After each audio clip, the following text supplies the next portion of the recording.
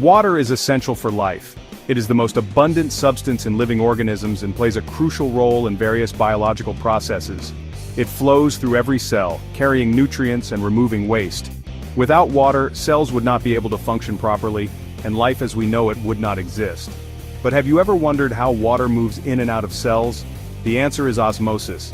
This process is fundamental to maintaining the balance of fluids in our bodies.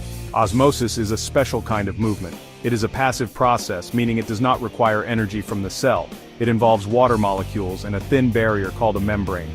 This membrane is selectively permeable, allowing only certain substances to pass through. Simply put, osmosis is the movement of water across a membrane from a high water concentration area to a low water concentration area. This movement is driven by the concentration gradient. Think of it like this. Imagine a crowded room with a doorway leading to an empty room. People will naturally move from the crowded room to the empty room. People will naturally move from the crowded room to the empty room until both rooms have an equal number of people. Osmosis is similar. Water molecules move to balance the concentration on both sides of the membrane.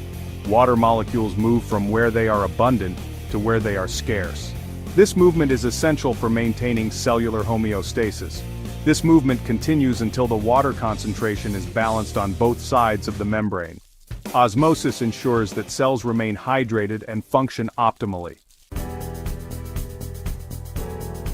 Not just anything can pass through the cell membrane, it's selectively permeable. Like a bouncer at a club, this membrane is picky. It lets some substances through like water but blocks others. This selective permeability is vital for life. Imagine the cell membrane as a net. Small molecules like water can slip through the holes. Larger molecules like sugars or proteins are too big and get stuck. This selectivity ensures that the cell keeps what it needs and gets rid of what it doesn't.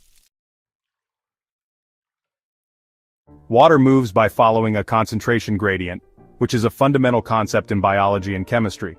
A gradient is simply a difference, and in this context, it refers to the difference in the concentration of water molecules.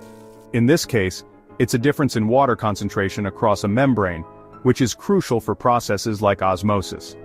Water flows from an area of high concentration to an area of low concentration, moving down the gradient naturally. Think of it like a ball rolling down a hill. Just as the ball moves from a higher point to a lower point due to gravity, water moves down its concentration gradient. The ball naturally moves from a higher point to a lower point driven by the force of gravity, similar to how water moves due to concentration differences. In osmosis, water molecules move down the concentration gradient until they reach a state of equilibrium, where the concentrations are balanced. Equilibrium is achieved when the concentration of water is the same on both sides of the membrane, meaning there is no longer a net movement of water. At this point, water molecules still move back and forth across the membrane, but there is no net movement in any one direction, maintaining a dynamic equilibrium. Section 4. Effortless movement, osmosis and energy. One remarkable thing about osmosis is that it requires no energy from the cell. It's a passive process, meaning it happens naturally without any effort. The cell doesn't need to spend any energy to make osmosis happen. This passive transport is possible because of the natural tendency of water molecules to move from high to low concentration areas. It's like a ball rolling downhill. It doesn't need a push to get going. Section 5. Osmosis in action, from plants to pickles.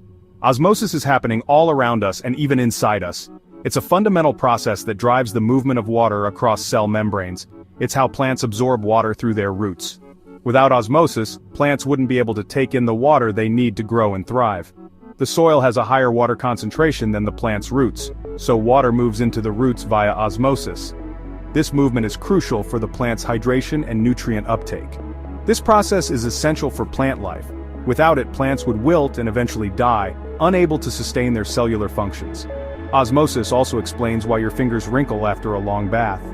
It's a visible reminder of how water moves in and out of our cells. The water outside your skin has a higher concentration than inside, causing water to move into your skin cells. This influx of water causes the skin to swell. This extra water makes your skin swell, creating wrinkles. It's a fascinating example of osmosis at work in our daily lives. Similarly, when we preserve food by pickling, we use a salty solution. The principles of osmosis help in drawing out moisture from the food. The high salt concentration outside draws water out of the food, preventing spoilage. This method has been used for centuries to keep food fresh. From the smallest cells to everyday occurrences, osmosis plays a vital role in our world. It's a process that connects the microscopic to the macroscopic. Understanding this simple yet powerful process gives us a glimpse into the fascinating inner workings of life itself. Osmosis is truly a cornerstone of biological function.